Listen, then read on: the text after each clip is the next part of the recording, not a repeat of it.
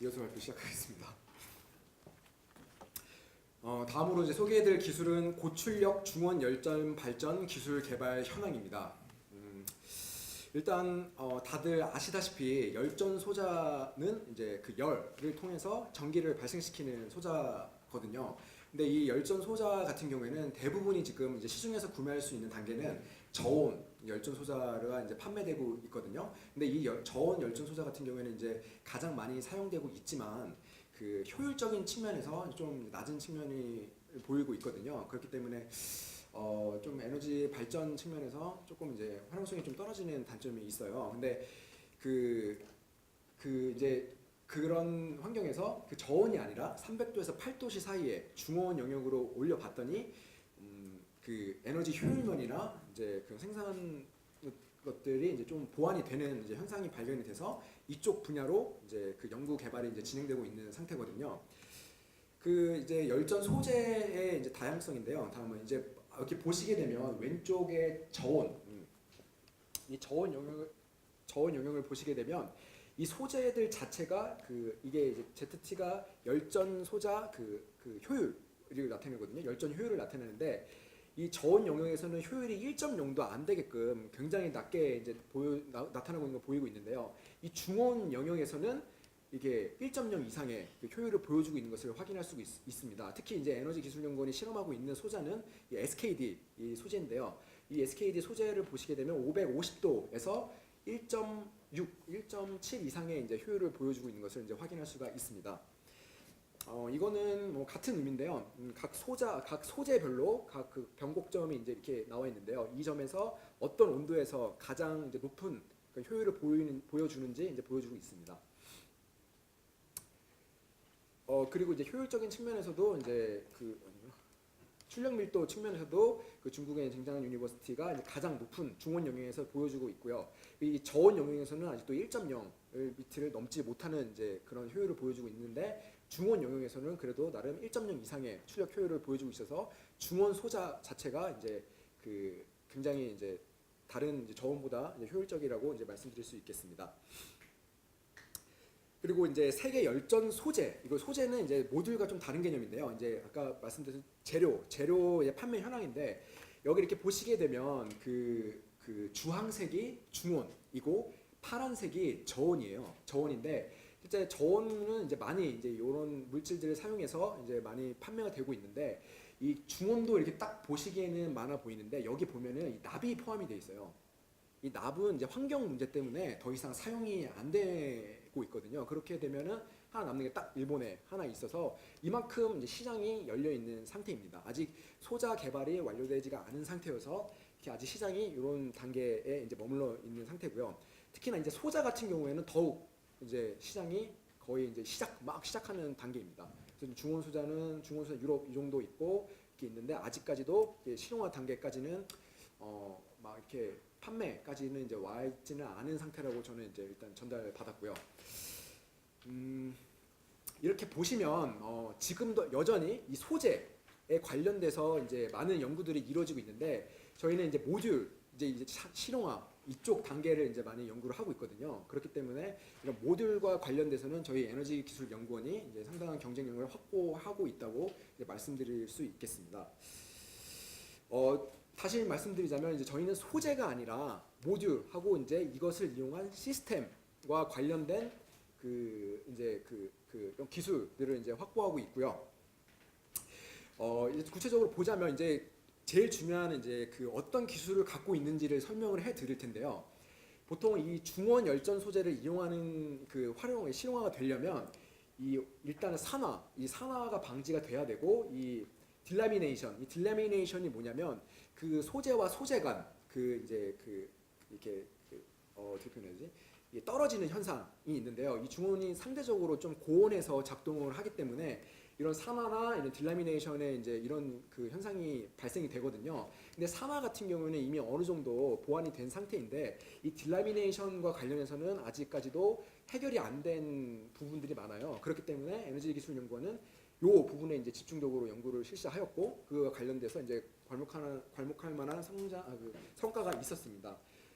그래서 그거를 이제 이거를 이제 그 관련 기술을 이용해서 이제 소자 개발을 했더니 아까 처음에 보여드렸던 이 그 유니버시티와 이제 비교를 해서 전혀 뒤지지 않는 그런 효율을 이제 보여주고 있거든요. 이것도 같은 얘기고요. 이제 소자 성능이 이제 다른 그 회사들에 비해서 파워 덴시티가 상대적으로 높게 나타나고 있는 것을 볼 수가 있습니다. 이게 왜 그러냐면 아까 좀 전에 설명해 드린 그 딜라미네이션 그걸 방지하는 기술을 저희가 이제 갖고 있기 때문에 이제 가능한 일인데요.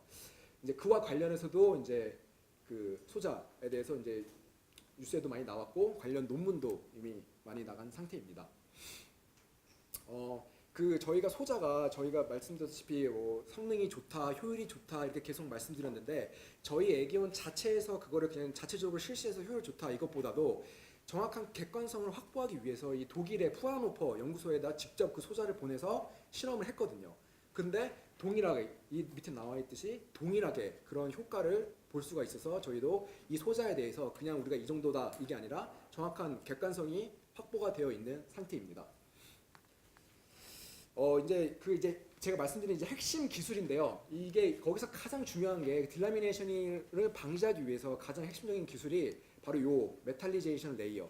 요게 이제 가장 중요한 기술이거든요. 이 소재를 어떻게 쓰고 어떻게 배합하느냐에 따라서 그 딜라미네이션이라든가 그런 그 기계적 강도를 확보할 수가 있거든요.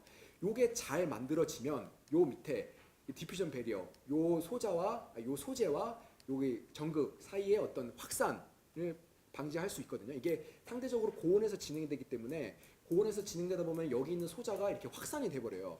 확산이 되면 소자가 망가지겠죠. 그거를 방지하기 위해서 이제 요 레이어가 잘 형성이 돼야 되겠고, 그 다음에는 이제 열 팽창을 이제 방지할 수 있고, 이제 무엇보다도 여기 전극을 이제 하기 위해서 이제 오미 컨택트 저항이 낮은 이제 물질이 되어야 되겠죠.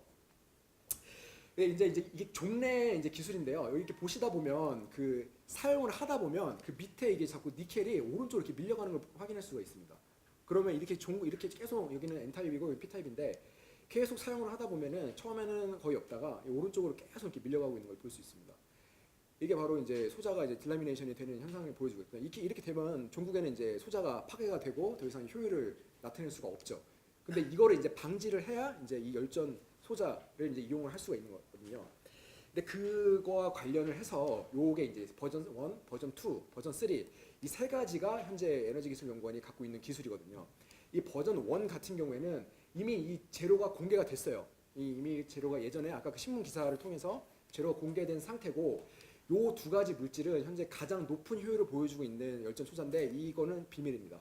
이거는 실제로 그 기술 이전을 하고자 하시는 분들께만 이제 공개가 돼야 되는 물질인 거고 아직 특허 출원도 안 된 상태고 이제 비밀이 이제 돼 있는 상태이기 때문에 이게 현재 이 상태까지 이제 기술이 완료가 된 상태거든요. 근데 이런 효과를 보자면 이 여기 보시면 IMC라는 단어가 있는데요. 이 IMC가 뭐냐면 인터메탈레이 컴파운드라고 해가지고 각 소자 간에 이제 그 여기에 이제 그 소자 간의 이제 접합 지점에서 컴파운드가 형성이 되는 거예요. 이게 컴파운드가 길어지면 길어질수록 그 소자의 어떤 그 성능이 좀 떨어지는 그런 효과를 보이거든요. 근데 그 초기 버전 1 같은 경우에 보면은 이 컴파운드의 길이가 17.5로 상대적으로 좀 긴 거를 볼 수가 있어요. 근데 최근에 이제 저희가 이제 개발한 기술들을 보면 2.11로 해서 상당히 그 소자의 그 IMC 길이가 줄어든 것을 이제 확인할 수가 있거든요. 그래서 요 2단계, 3단계 요 기술을 확보를 한다면 아까 전에 설명드렸던 그런 그 중원 열전 소자 시장에서 상당한 경쟁력을 확보할 수 있는 그 장점이 있습니다. 그렇기 때문에 요거와 관련돼서 이제 사업화를 이제 염두에 두시거나 이제 그런 게 이제 고민이시라면은 이제 저한테 와서 이제 제가 그렇게 되면은 이제 담당 연구원 분께 이제 연결을 해 드리도록 하겠습니다. 열전 이제 전망인데요. 그 이 열전 소자가 폐열을 이용하는 만큼 이제 공장이라든가 뭐 이런 플랜트에서 나오는 이제 폐열들을 이용을 해서 그 이제 소자를 이용을 하게 되는데 이 폐열이 이제 공장 산업화가 계속 진행되면서 이 폐열 또한 같이 증가가 되고 있거든요. 그렇기 때문에 이런 미국이나 이제 한 예로 들었는데 이런 폐열 시장이 미국뿐만 아니라 앞으로도 우리나라도 이제 상당히 증가할 것으로 예상이 됩니다. 그렇기 때문에 이제 그 말씀드렸던 중원 열전 소자도 이제 그 수요가 이제 증가될 것으로 예상을 하고 있습니다. 이거는 이제 현재 적용되고 있는 시스템 형태인데요. 가장 소킬로와트급에서는 이제 자동차 배열 회수, 중원 영역의 자동차 배열 회수에서 가장 사용이 많이 되고 있고, 그 다음에 이제 그 단독형 폐열 회수고, 그 다음에 산업체 폐열 회수까지 해서 상당히 이제 넓은 범위에서 이제 그 중원 소자가 이제 활용될 수 있는 것을 이제 보여드리고 있습니다. 이제 마지막인데요. 저희가 갖고 있는 이제 소자가 아직은 이제 효율적인 측면에서 봤을 때 10%를 간신히 넘고 있는 상태거든요. 그렇기 때문에 아직은 이제 기술적인 측면에서 이제 조금 문제가 있지만, 그럼에도 불구하고 요 영역에서도 이제 상당히 그 활용할 수 있는 기술 분야가 많습니다. 그렇기 때문에 여기서 자체도 이제 그 상당히 이제 시장성이 있지만, 앞으로 더 이제 에너지기술연구원은 여기 그리고 선박 그리고 대형 플랜트까지도 이용할 수 있는 그런 소자를 개발하는 것을 지금 목표로 하고 있습니다. 네, 여기까지 김동훈 변호사였습니다. 바쁘신데 이렇게 참석해 주셔서 정말 감사드리고, 여기 이렇게 참석하신 만큼 좋은 결과물 얻어 가셔서 그 하시는 일에 좀 도움이 되셨으면 좋겠습니다. 감사합니다.